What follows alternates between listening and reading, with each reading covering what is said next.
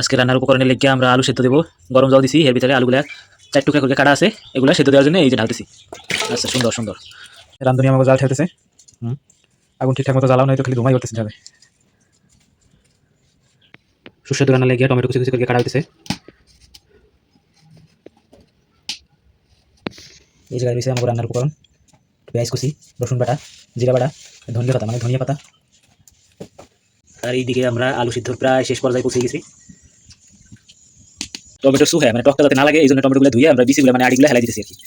আপনারা ওইভাবে করে নেবেন যাতে করে চুহাটা টকটা না লাগে আর কি। আলুগুলা গরম জলের ভিতরে গরম পানির ভিতরে আমরা উড়িয়ে বাড়ির মধ্যে রাখতেছি, সেদ্ধ হয়ে গেছে কিন্তু। পরবর্তী ধাপের জন্য আমরা রেডি আলু সেদ্ধ উঠাইতেছি। তারপরে দেখতে থাকুন আলু সেদ্ধগুলো কি করতেছি। আলু সেদ্ধ না সেদ্ধ আসলে আলু সেদ্ধ হয়ে গেছে। এদিকে চুলার জাল নিভে গেছে।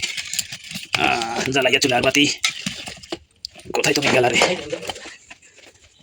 অতি সুশ্রী আলুগুলা কষাই কষাই ভর্তা বানাইতেছি। আলু ভর্তা গরম গরম। পরে একটু গরম হইলেই রান্নার জন্য তেলটা ঢালি দেবেন। সেই সেই কিছু সময় গরম হতে থাক।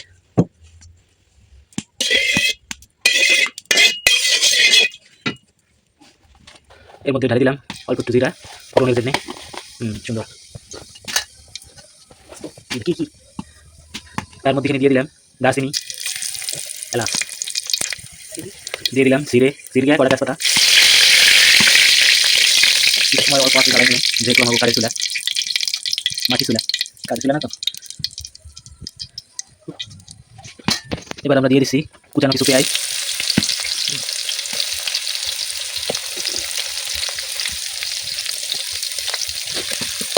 কিছু সময় একটু কষাই নেব আর কি। তাহলে কী কী গেল: তেজপাতা, দারচিনি, পেঁয়াজ, তেল। এই কষানোর মধ্যে কষানোর জন্য হালকা একটু লবণ, আর এরপরে প্রয়োজনে স্বাদ মতো আর কিছু লবণ যুক্ত করে নিতে পারেন আপনারা। এবার দিয়ে দিচ্ছি সুন্দর একটা কালার আসার লেগে হালকা একটু হলুদ গুঁড়া। বেশ সুন্দর কষানোতে আমাদের কাঙ্ক্ষিত কালার চলে এসেছে। আবার দিয়ে চুলার আগুন নিভে যাচ্ছে। ইহার মধ্যেই দিয়ে দিচ্ছি আমরা কিছু চেরামরিচ, কাঁচামরিচ আর কি। অনেকক্ষণ আমরা একটু নাড়াচাড়া দিয়ে নেবো। এখন দিয়ে দিচ্ছি কিছু অল্প পরিমাণে রসুন বাটা, দিয়ে দিচ্ছি অল্প একটু পরিমাণে জিরা বাটা। এর মধ্যে আমরা দিয়ে দেবো কুচানো টমেটোগুলা। বেশ সুন্দর একটা কালার আসছে, বেশি লোভ লাগছে আর কি। আপনারা কম বেশি বাড়িয়ে নিতে পারেন আমাদের প্রয়োজন মতো আর কি। যাদের ঝাল একটু বেশি এসে বা স্বাদ একটু ভালো লাগে এই জন্য কটা আস্তা শুকনো মরিচ দিয়ে দিচ্ছি আমরা এর মধ্যে। এবার চলে আসছে আমাদের মেইন আকর্ষণ, মেইন উপকরণ, সেই আলু ভর্তা, অর্থাৎ আলুর ডালের সেই আলু। তো আমরা কিছুক্ষণ নেড়ে চেড়ে নেবো সেই কষানো জিনিসপত্রের সাথে। কষানো শেষে দেখতে পাচ্ছেন সুন্দর মিক্সিং হয়ে গেছে, সুন্দর একটা কালার আসছে। আর ফ্লেভারটা আসলে আপনারা পাচ্ছেন না, আমরা পাচ্ছি তো। গন্ধ খাইতে ইচ্ছা করতেছে আর কি। এখন আমরা ঢেলে দেবো পরিমাণ মতো পানি। বেশ, এবার আমরা কালার আসার জন্য একটু হলুদে গুঁড়ে দিয়ে দিতেছি।